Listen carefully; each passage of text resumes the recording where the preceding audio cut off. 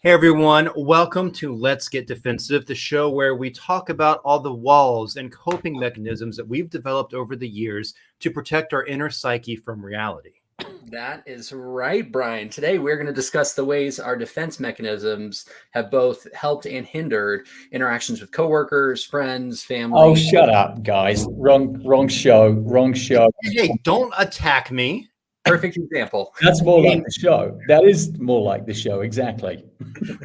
Right. So, welcome to Let's Get Defensive. On today's show, we're going to discuss aerospace and defense companies, mostly defense companies, and their recent news related to PLM.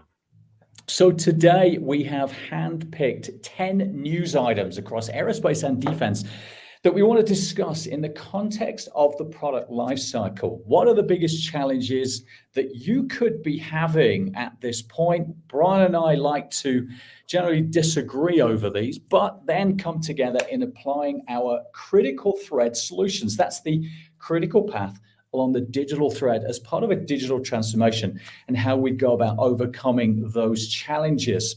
Over and above that, we have plenty more news in the sector, and we'll be taking a commercial break a couple of times, during which we'll share with you quite a lot more news going on. And coming up, we're going to discuss Saab artillery, Rheinmetall tanks, Oshkosh FMTV, Airbus solar arrays, Blue Origin's rocket, a CICI contract, NASA and GE hybrid air, Hanwha and vertical eVTOLs, AAR supply chain, and Safran targeting. Looking forward to it. First up, that's right. Saab delivered 5 next-generation Arthur systems to the British Army, enhancing their deep-find weapon locating radar capability. Dubbed Taipan, these systems are replacing the older Mamba radars and were officially accepted by the 5th Regiment Royal Artillery. Now, Taipan offers high mobility, rapid deployment, and increased precision for counter-battery operations and advanced digital antenna and technology. Man, sounds like a lot's going on here, enabling detection of more targets at greater ranges. I mean, future support for this is going to be provided through Saab's Center of Radar Excellence in the UK. But it sounds like the system is already in use in 12 different countries, including 6 NATO members and South Korea. Okay, biggest issue here for me, connecting Taipan's advanced radar data into the wider command and control system, and all of it in real time. The British Army has got to ensure Taipan's precision and increased range doesn't get bottlenecked by slow or manual data exchanges. Getting that real-time data into the battlefield decision-making system is going to be really critical for this one. You know, I think it's just fantastic that we've got the delivery milestone, which shows that, one, something's on target, something has gone right, and there's probably some money being exchanged. So great job for everybody involved there. But now, as you kind of hinted at, Andrew, we're looking at the integration and replacement because, you know, what other systems do we have to interact with? Is this a plug and play or probably more involved? What systems need the data from the new Taipan? So for me, in order to make sure integration is done correctly, you have had to make sure that your requirements management was super on par and ready to know what kind of things, what kind of signals, what am I interfacing with? How are those requirements? Good point. Great point, actually. We've got successful delivery, sure, but the real challenge is going back to integration. It ain't plug and play, Bryan, to your point. Taipan's going to need to interact with a range of other systems, from battlefield sensors to command and control platforms. And that's where design and change management is going to become the most critical for me. First, you've got to focus on DNCM, design and change integration, with the broader critical digital thread. But what does that actually mean? It means that we'll need to make sure that Taipan's data systems are seamlessly integrated into the British Army's command platforms and their other weapon system. That's going to allow for real-time synchronization of radar data, making sure that target detection and battlefield decisions happen without delay. And second, and this is where things I think can get really powerful, is AI-driven solutions into the data processing pipeline. Our AI can prioritize your threats, your flag anomalies, and even automatically adjust parameters for optimal detection, especially in this kind of a fast-paced, high-pressure counter-battery operations. Automating that process is going to reduce your human error and accelerate responses times dramatically. Until the machines decide to take over and play war games. Yeah. Hey, thanks. We got some good audience coming in here. Thank you, Diana. You commented earlier. We've got Chaitanya has also joined. Thanks, Chaitanya. Really appreciate your feedback. Keep those comments coming. Thank you. Yeah. Next up, Rheinmetall is retrofitting Cold War era Leopard 1 tanks with a Skyranger 35 short-range air defense system, transforming them into mobile anti-drone platforms. Initially designed to meet Ukrainian military needs, these upgraded tanks are now going to engage drones and missiles effectively. Oh, wait, did you just say Transformers? Like, yeah. I've seen the Transformers movies. So like what they can do to take tanks and turn them into other things, it's cool. I guess this is pretty. You're gonna need it for that old thing. These are real old tanks. I mean, yeah. What Cold War era is that? The late 40s, early 50s. I mean, we're talking 70-year-old. Yeah, arguably it's late 40s. Yeah. That's going to be crazy. So apparently, a prototype called the Gepard 1.5 demonstrated its capabilities in a live fire test, successfully targeting a drone replica. There were a couple technical issues, but those were quickly resolved, which is great. That's progress. The modifications reduced the tank's weight by 5 tons. So what is that? How much is that?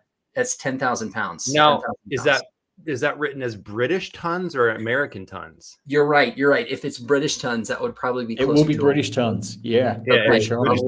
That's actually close to 11,000 pounds. Yeah. All right. But not pounds in British dollars, pounds in like weight. That's right. Yeah. What is up with the measurements of countries, folks? This is ridiculous. It's a lot.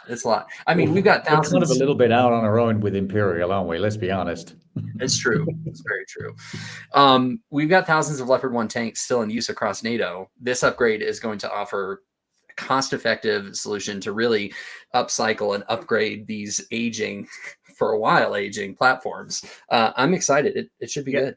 I think this is actually super fascinating because a lot of times when we are thinking of new technology, we tend to like throw away, scrap, get rid of the old stuff. But being able to reuse as much of it as possible can help with cost savings, can help with a lot of stuff if it's done correctly. So there's a lot of design you've got to figure out to cost efficiently transform instead of just scrapping and building new stuff. So I think there's an argument to be made for requirements being the number one, but I'm just going to go with, I think, design and change being the biggest area of the whole critical thread process here, because you've got to figure out when I'm modifying this old stuff to work and to work with quality and to keep working for years and years and years and years. So many iterations had to happen in this design process between your design and your testing and linking that all together. So I'm saying design and change is my number one. Andrew, what you got? Wow, we actually agree. There's a mic. This is a classic case of taking legacy systems and pushing them into the future. You're spot on. Sure, there's a strong argument for design and change management being key here. but wait, are you going to start with AI? I don't know if I'm going to start, but we'll see.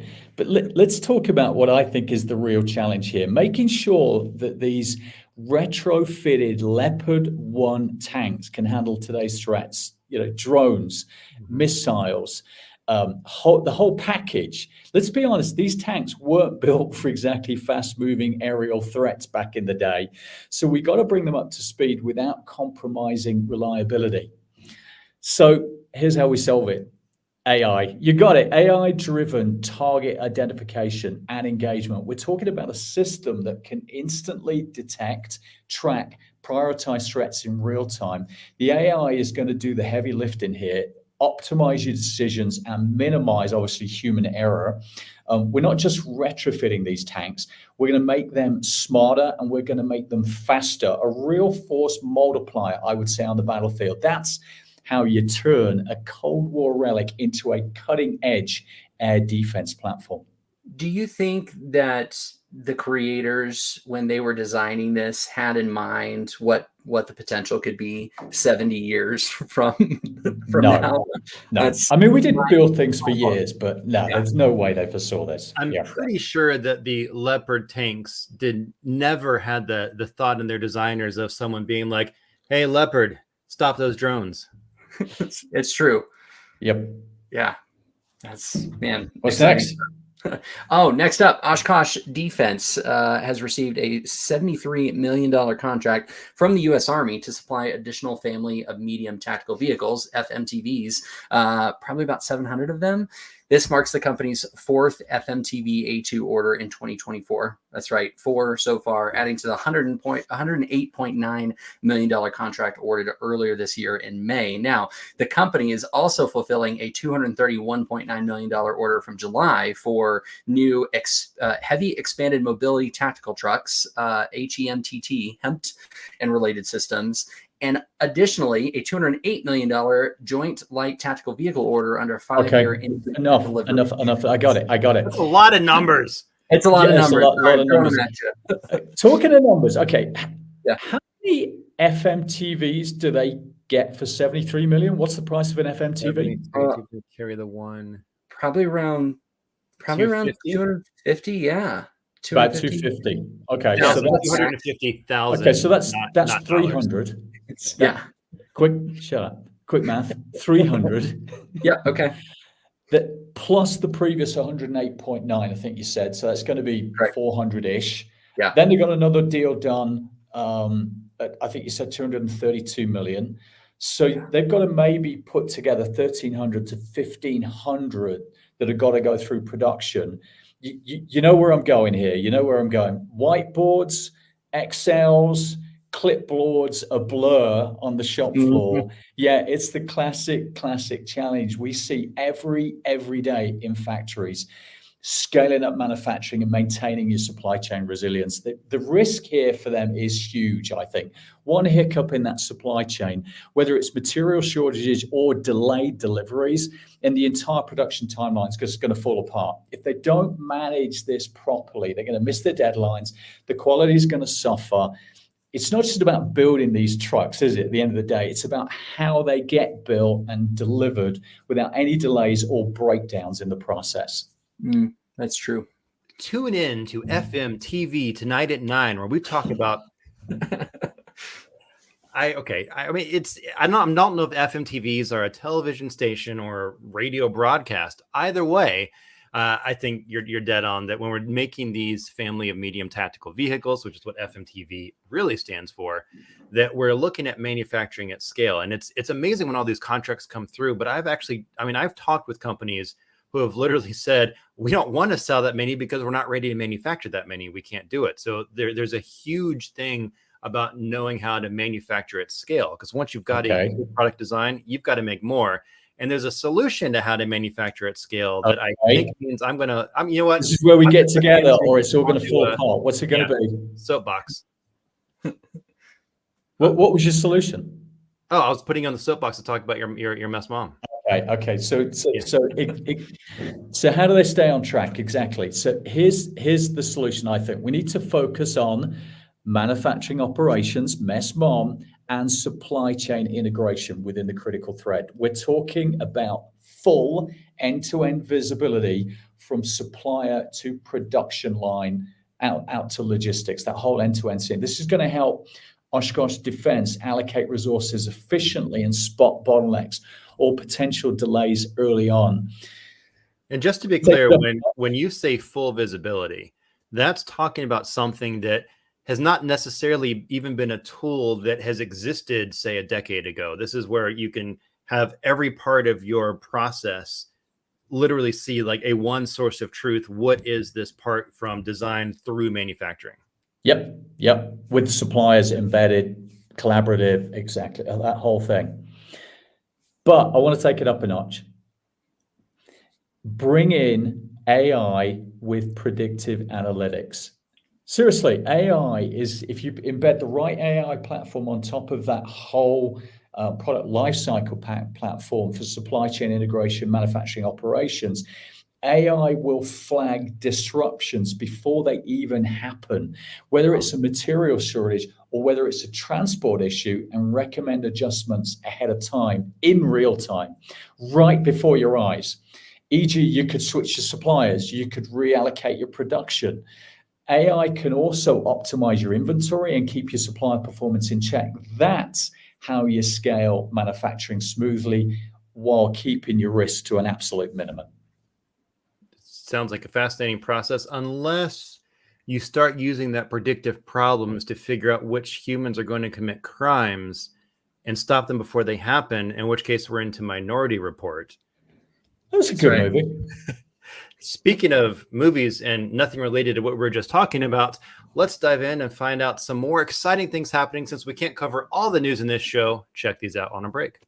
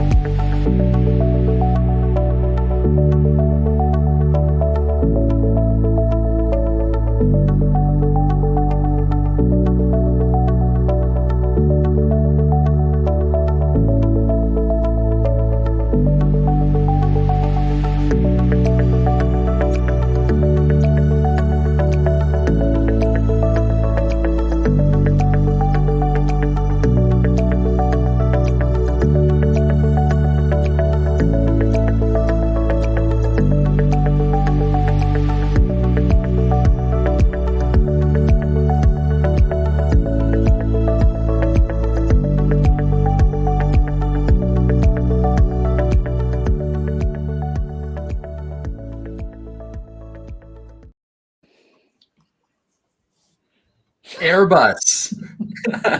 Airbus will provide Sparkwing solar arrays to MDA Space to use in Telesat's Lightspeed LEO satellite constellation. That contract is actually building 200 solar arrays at Airbus's Leiden, Netherlands facility. Now, these are going to be the largest Sparkwing arrays to date, featuring 2 wings with 5 panels each and covering 30 square meters. When you've got stuff that big, it gets really bright, you know, like it does. Yeah. You might want to wear your sunglasses. Keep them on. Now, the arrays are going to power the MDA Aurora satellites, which are crucial for space connectivity in low Earth orbit. Sparkwing being the first commercial off-the-shelf solar array that is designed for small satellites. I mean, I don't know. You did say these things are huge, 30 square meters. 30 square meters. That's massive. And gearing up to produce 200 solar arrays. And MDA saying that this is going to be the world's largest high-volume manufacturing facility in the satellite class. Yeah. They're going to have the capacity to deliver up to 2 digital satellites a day. I mean, I don't know how to say there's anything more important in this process than having figured out your manufacturing at scale. So the soapbox I would dive in is the one that Andrew just talked about before the break of Mess Mom. But because I've said that, he's going to go somewhere totally different. Oh my goodness. You got me. I thought you were heading straight down design and change management central. I thought you were on that freeway going down. But you're right to focus on scaling here. And I agree, that's exactly where the challenge is. The biggest challenge is scaling your power generation for a constellation of that size. The Sparkwing Solar 30 meters, you say, arrays, it's got to deliver consistent, scalable power to keep the Lightspeed LEO satellite, LEO satellites operational. As the constellation grows, so do the energy demands, of course, for satellite connectivity and overall mission success. So big challenge. I'm shocked you didn't go design and change. Here's how I tackle it. I'm going production validation, product validation and simulation. That's number one. I would run rigorous simulations under various space conditions to make sure the arrays can generate power consistently, no matter what's going to be thrown at them. Second, they've got to be adaptable. Make sure these tests help us spot any anomalies. I think I got them early. Anomalies, allowing us to fine-tune the arrays before deployment. And then thirdly, reliability for mission success. That's going to give that Sparkwing array the reliability they need to power satellite missions, keeping the entire constellation connected and operational 24/7. I just want to take a moment and reemphasize. So delivering 2 of these a day, with each array is 30 square meters, which I mean, that's a lot of square meters. And it's, I could convert that into normal units too, but it's just fascinating to think like delivering something that big and that complex and functional, and with everything else Andrew just said, it's an impressive achievement. Yep. I like it. Next up, Blue Origin completed a critical hot fire test for its New Glenn rocket, moving closer to its first flight scheduled for November. That's right, next month, because it's actually October now, which is mind-blowing. The test validated the interaction between the second stage's subsystems, 2 engines, and ground control systems. The hot fire lasted for 15 seconds, marking the first time Blue Origin operated New Glenn as a fully integrated system. There's a lot of work that has gone into that to clarify that. The second stage stands 26.8 meters tall, designed for missions to low Earth orbit, medium Earth orbit, and geosynchronous orbits. The maiden flight is going to carry... Okay, I got this. Yeah. Seamless coordination between ground systems and the rocket's autonomous operations. Yeah. As these whole real, the real pressure kicks in when you're dealing with deep space missions like Mars. That coordination between New Glenn and ground control isn't rock solid in real time, the whole mission is going to be at risk, isn't it? Especially as that rocket transitions through the multiple stages of orbit. You miss a beat up there, you got a lot of trouble going on. Yeah. You said hot fire test, right, Greg? Correct. Yep. Yeah. Hot fire test. I think it's interesting. Like, so the hot fire test is in most of the processes for development of stuff in the A&D world. It's a pretty important test. And in this case, the hot fire test was to validate the interactions between all the subsystems on the second stage, on the 2 engines, and on the ground control systems, which brings us back to some of the stuff Andrew just talked about with the coordination between communications here. It was only a 15-second hot fire, but it was a super important 15 seconds. And it was also an opportunity for the launch operations team to practice the launch day procedures on the console, to verify timing for critical operations, which means a lot of stuff happened in this test that's actually really important to just the testing process overall, and how that integrates into all the rest of the entirety of your PLM and your critical thread processes. So I just want to highlight, for me, these kind of things, I feel that testing is really the most important aspect, specifically because once something like this is launched, if you didn't test correctly, you can't fix it later. Bryan, we did it again. We agreed. You nailed it. But how do you solve it? Number one for me is product validation and simulation. We got to hit this hard in the critical thread. That means you're going to run rigorous simulations of every operational condition, whether that's your launch, whether it's your orbit transitions, ground interactions. All of it's got to be simulated for me. It's got to be flawless from a human control to full autonomy. process. So number one. Number two, let's bring AI in. You've got to bring AI into this whole thing, I think now. AI is going to be the game changer on this one. We'd use it to analyze all that operational data and to predict the failure points. It'll simulate multiple flight scenarios. It'll adjust for real-time anomalies. Why do I keep trying to say that word today? I don't know. And even recommend corrections before launch day. So it'll also optimize the decision making when the rocket's out there on its own as well. So that way, we're going to make sure that both the ground crew and the rocket are dialed in and ready for the real thing. No slip ups. Just mission success. When you talk about product validation, you're validating that against something, which are, of course, the test results. But all of those are coming from the requirements management that you put together in the first place. Like, what requirements does this thing have to meet? So I think it just really highlights the entirety of when we deal with something like, while we like to highlight what we think the most important aspect is for any one of these, you can't really have a successful product launch unless you have really figured out all of the aspects of your product lifecycle. 100%. It's end to end. It's true. CACI International has secured a $273 million task order to provide intelligence expertise to U.S. CENTCOM for the next 5 years. Obviously awarded through U.S. Army Intelligence and Security Command, the task involves protecting U.S. forces from foreign threats. That includes delivering all source intelligence, biometric analysis, surveillance resources, really supporting decision makers within U.S. CENTCOM. I think for this, it's super interesting because you just mentioned a whole lot of basically services and expertise being delivered as opposed to a product that's a physical product. That's correct. Which is a little different than what we normally talk about on this particular show. But it's something that we are knowledgeable in because that tends to be what we're selling to folks is our expertise and services, right? So I think, in this case, CACI is providing intelligence, the security operations, the identity biometrics, but all of this with like the tasks that are ensuring that they have the information and the reconnaissance resources to make analysis that they're trying to mitigate threats, to help customers thwart all the complex threats that can happen around the globe. So I think this is interesting because when you say, hey, I'm going to just deliver a service and expertise, the thing you've got to figure out is what are the expectations on both ends and what are the requirements here. So for me, I'm diving in and saying requirements management is the number one thing, the most important one I'd be looking at.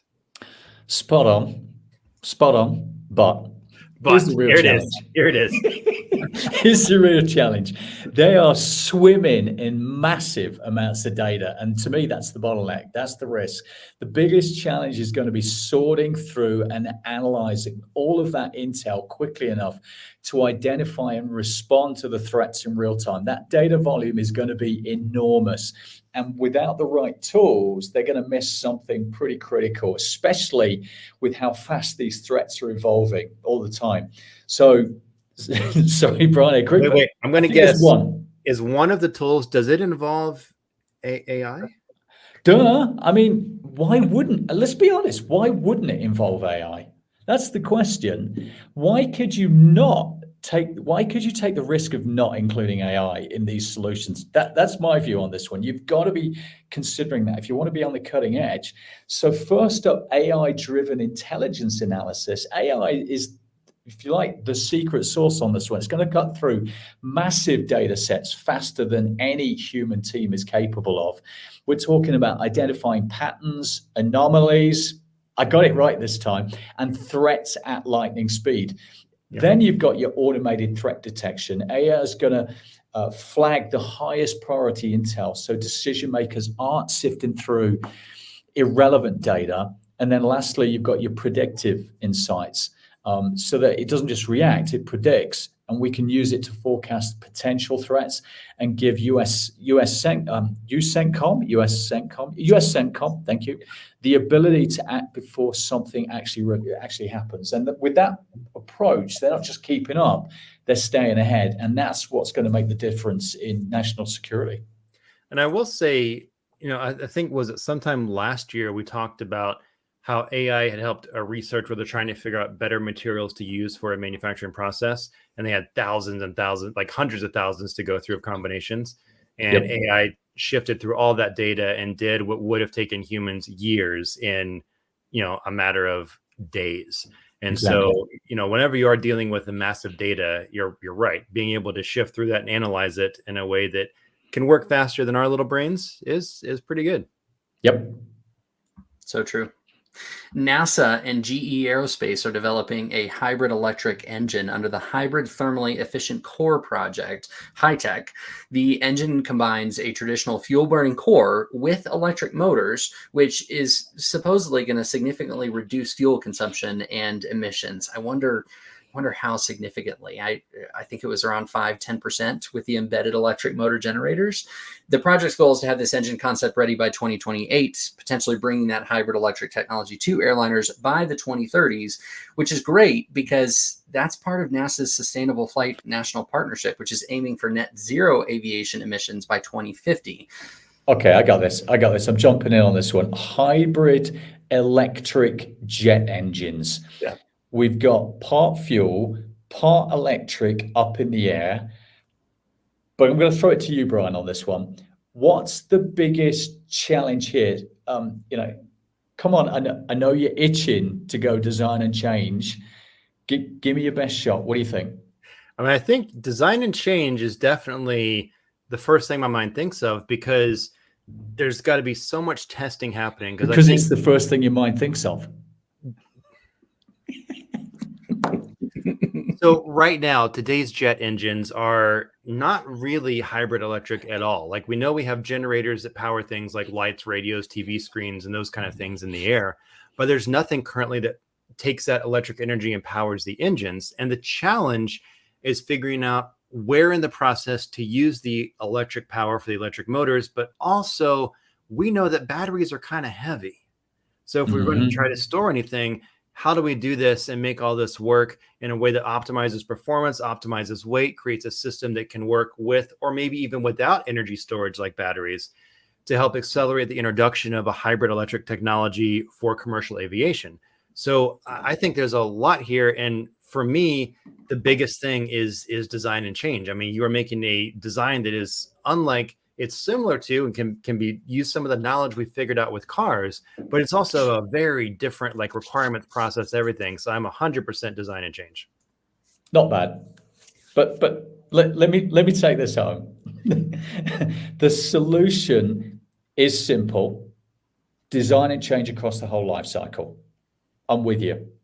From concept to certification, you've got to make so we're together on this one. For me, I just want to extend the whole design and change thing, because I think it's underestimated and people think of it in a very, a small box or a slightly extended process. This is concept to certification. You've got to make sure these hybrid systems work 100% with the existing infrastructure. Every design change needs to be seamless, keeping both performance and safety in check. Now, let's throw in a bit of artificial intelligence. Why not? AI-driven tools are able to simulate your engine integration, predict how these hybrids behave mid-flight, and even optimize your energy usage. And it doesn't stop there. AIs can even help with predictive maintenance, catch the issues before they become, real big problems. Bottom line, whether or not you're just blending gas and electric, we're ensuring this transition to hybrid aviation is smooth, it's sustainable, and it doesn't miss a beat when it comes to performance. Boom. There you go. That's how you solve it. One thing happening here too, because you mentioned how the design and change touches, in this case, it's got to touch the whole process, right? So we're dealing with things in the air, which means we're dealing with FAA. Yes. Which means your requirements has to also fit in. So every time you make these changes in designs, you've got to say, do these still match all of these regulations and requirements? And I think that's traceability use for even using some of the AI you're talking about to verify all of this. Yep. Traceability through the certification with you. As long as the fuel doesn't have salt in it, didn't I hear something about salt and batteries not mixing well recently? After the Helene. After the hurricane that just hit the East Coast, I think they said there were 5,000 cars that were submerged, or electric vehicles that were submerged. And so far, 36 of them have spontaneously caught fire. Wow. The salt, when the salt is like dried on the outside of the batteries, it can actually conduct electricity, create heat, and cause problems. So makes sense. But if you're in the air, it's colder up there, so I'm sure we're fine. We're fine. Yeah. The air will just blow the fire out. Exactly. And they're pretty easy fires, right? When a lithium battery catches fire. Right. Exactly. And while your brain's thinking about, oh, wow, I need to go make sure my car is free of salt, check out these exciting headlines.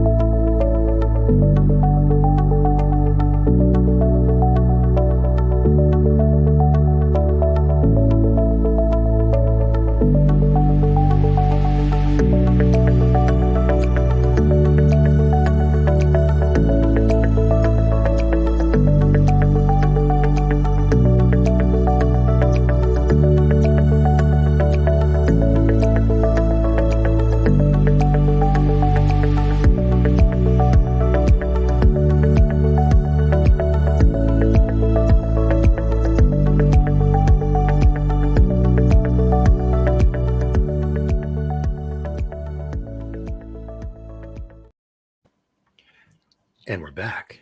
And we're back. Hanwha Aerospace. I'm excited about this article. This is exciting to me, but not in the way that Andrew will be excited about it. But Hanwha Aerospace and Vertical Aerospace have expanded their partnership to develop the tilt and blade pitch control system for Vertical's VX4 electric aircraft. Now, the VX4, for those of you that don't know, is a 4-passenger electric air taxi, which has 1,400 pre-orders already from companies like American Airlines, Virgin Atlantic, JAL. Is this the year we get the Jetsons to actually happen? Maybe this is the year. What, 2024? 2024. Yeah. Yeah.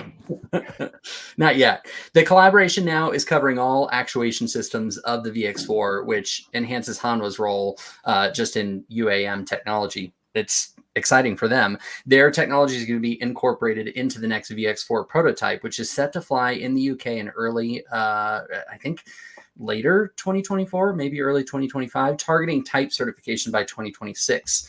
The VX4's blade, pitch, and tilt systems are key for stable flights, making innovative progress on the eVTOL sector, which we're all about. What I just heard is you said they're going to be designing, testing as a collaboration. This means data collab, security, all of these things are going to be of the utmost importance between Hanwha and Vertical. And you are going to honestly need, I mean, this is a whole process. You're going to need to have the real-time one source of truth system capable of sharing data across multiple companies, multiple locations with proper data control, revision management, integration requirements, test results. I guess I'm basically saying in this particular design, I think all of it's important. Oh, that's a sit on the fence. Nice try. Nice try. Come on. Feeble attempt at the #1 challenge. Look, I didn't want to dive in and talk about design and change again because you say, oh, Bryan, you always talk about design and change. Let's get real. The big one here for me is precision and stability in the tilt and blade control, pitch control system. We're talking vertical takeoff and landing here. It's not just like cruising around down a runway. This VX4 thing has to handle all kinds of conditions. And if that control system isn't dialed in, you've got a serious problem on your hands. Okay, here's how we crush it, in my opinion. Number one, product validation and simulation. You know what number two is going to be, and I'm going to ask you in a second. First up, product validation simulation. We need to put that tilt and blade control system through every possible scenario. High winds, tricky landings, busy M25 around London, all the way to emergencies. You're in the air, don't care about that. It's about making sure that the actuation systems perform flawlessly under any flight conditions. That's number one. Number two, I'm going to go with, and you're probably going to disagree, but requirements management. No. Certifiable stability. I mean, that's it. We know it. All the big problems are getting FAA regs and certification. He's making up terms now. No. So it's basically certifiable stability. The simulation, again, will guarantee that the aircraft stays stable and safe, meeting all of the standards required for certification, so they can actually get this thing flying commercially by 2026. I thought you said 24, but I think I also heard you say they need to be up there by 2026. 2026 is when they're trying to get it fully certified. That's aggressive. I really, really hope, and I want to be first in line. I've got to be honest for this. I know, Greg, you'll be like at the back of the line. Yeah, I'm on the opposite side. I'll let you do it.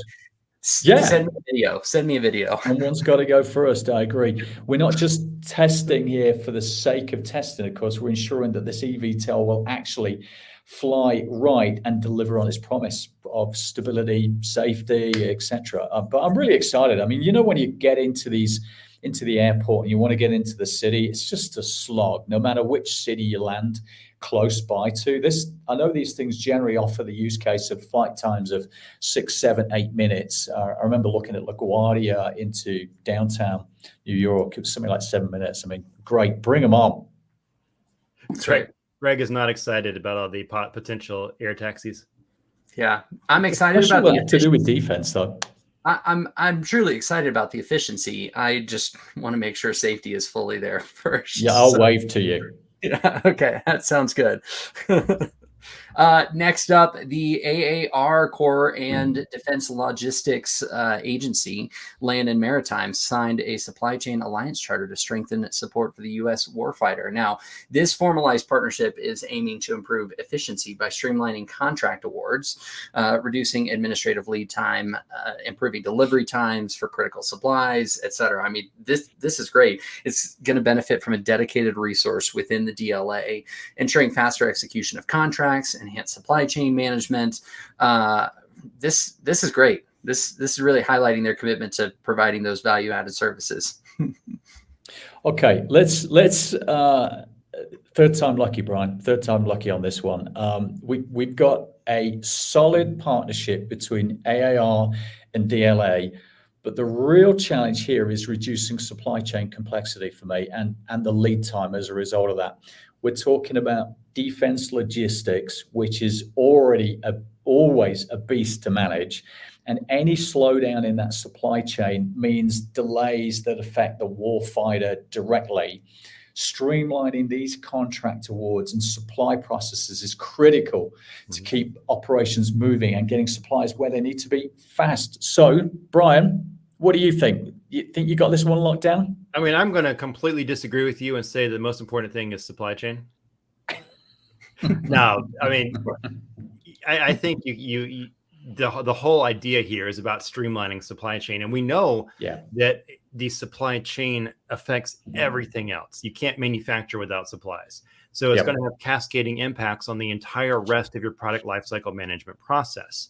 This charter is taking an existing partnership and helping make it with better responsiveness for the warfighter, which is going to improve customer wait time, lower administrative lead times, and have actually, I think, a dedicated resource within the DLA for AAR to use to help expedite the contract awarding and execution processes, which means reducing labor hours, which means expedited delivery of products, just so many areas that can be improved here. And so I think it's basically saying, hey, let's minimize the red tape that is affecting the supply chain so that we can actually have a whole entire better PLM process as a result. So it is just kind of showing the importance of how important having a figured out supply chain is for any company. And I think AAR is going to really benefit from being able to have a streamlined supply chain. So your solution is the entire product lifecycle process? No, the solution is how having a good supply chain will better the rest of your process. Okay. Pretty close. But here's what I think to knock it out of the park. Supply chain visibility and contract management. That's the key. You need a real-time end-to-end system connecting AAR, DLA, and the OEMs. That means full visibility into where everything is. So track your supplies, manage your contracts, forecast your demand. All of it and it all has to happen in real time. No more kind of guessing and I'll update you in a week, etc. And that's where we bring in, when you talk about everything real time, bringing everything together fast, AI. We're going to bring in real intelligence, or even artificial. Okay. Predictive analytics.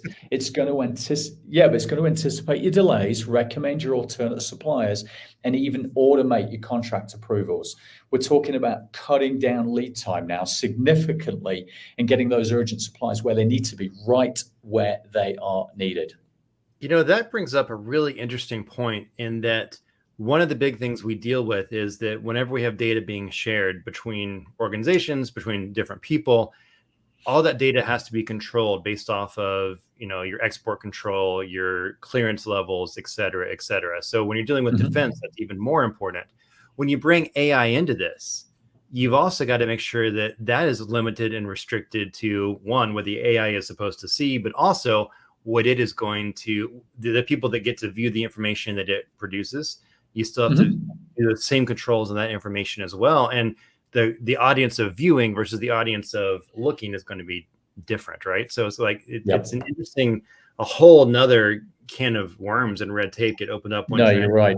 I mean, AI's got its own cybersecurity issues. There is AI cyber security as well, and then, as you say, you've got to integrate it across all of the layers of that solution. Even your data lake and your logic formers, all of those kind of things have got to have the cyber interacting with them and authorizations. Greg, every time I hear data lakes, and because of Andrew's love of AI, I just picture, you remember Scrooge McDuck swimming in like the gold coins? Yeah. It's Andrew swimming in like the data lakes with the AI raft around him or something. Yeah, I feel like there's a movie, Eagle Eye or something like that. I don't know. There's this, when we're talking about cybersecurity AI, it concerns me. It's just like flying on, an electric jet. it'll be crazy. Hanwha Defence Australia has chosen Safran Electronics and Defence Australia to integrate the Paseo Joint Fires panoramic targeting sight on the Australian Army's Redback infantry fighting vehicles. I know that was a lot of words real quick, but clarification, the Paseo system is really enhancing that survivability and lethality, providing advanced target acquisition and reconnaissance capabilities with 360-degree coverage, day and night sensors, high rate scanning, Safran's GeoNix inertial navigation system for accurate positioning in those GNSS denied environments. There's a lot. And then Safran is supporting the design, integration, and sustainability of the system in Australia, building on their 5-year relationship with the Australian Defence Force. This may not be the weapon of the week, but it's going to be the thing that powers what could be the weapon of the week. Yes, that's correct. Yeah. Bryan, double or quits, buddy. It's your last chance. We're talking here about Safran hooking up to the Redback IFVs with advanced targeting sights. There's a lot riding on this one. What's the biggest challenge? You got one more shot. First off, just so our viewing audience knows, IFV is an infantry fighting vehicle. And so these are basically, they look like we think a tank, right? Like variations of tanks. And we're looking at trying to put in a new targeting system into the existing IFVs. So for me, this means taking a look at what other systems does this targeting need to interact with. The weapons that are going to use to shoot stuff with them or to target with them, like how it gets the data, how anything else, what uses the day and night sensors, the high rate scanning, all the stuff that Greg listed off. How is that going to go into the existing systems and be put onto the plane, which means or not the plane, we're on the ground, the tank. So we've got the integration into the existing systems, which means we've had to look at the requirements of what and spell those out specifically of what sort of data needs to be outputted, what needs to be read in. I'm just going to say integration to existing hardware. Not bad. Not bad. But here's where you really got to double down. The real challenge, I think, on this one is accurate targeting in GNSS denied environments. When the GPS goes dark, and it's going to happen, you still need these redbacks hitting their targets accurately for both survivability and lethality. You can't afford to miss, of course, in that environment. So here's how I would solve it. You got to look at one, product validation for the GNSS, denied ops. We need to test that Paseo targeting site and the GeoNix inertial navigation system under the worst case scenarios, like, for instance, battlefield conditions where GPS is knocked out, as I mentioned. It's all about making sure that the systems will function flawlessly and keep those IFVs lethal at all times. And then secondly, rigorous testing. We need to push those systems to their limits across different terrains, different climates, and combat conditions to make sure that they deliver every single time. That for me, that's how you guarantee these redbacks stay effective and mission ready. And if they can't send all of that data to the weapons that they're supposed to shoot the targets, it won't work. So integration. And on that note, this is Bryan, Andrew, and Greg reminding you that the future is bright. Have a great week ahead, everyone. See you next week. Bye.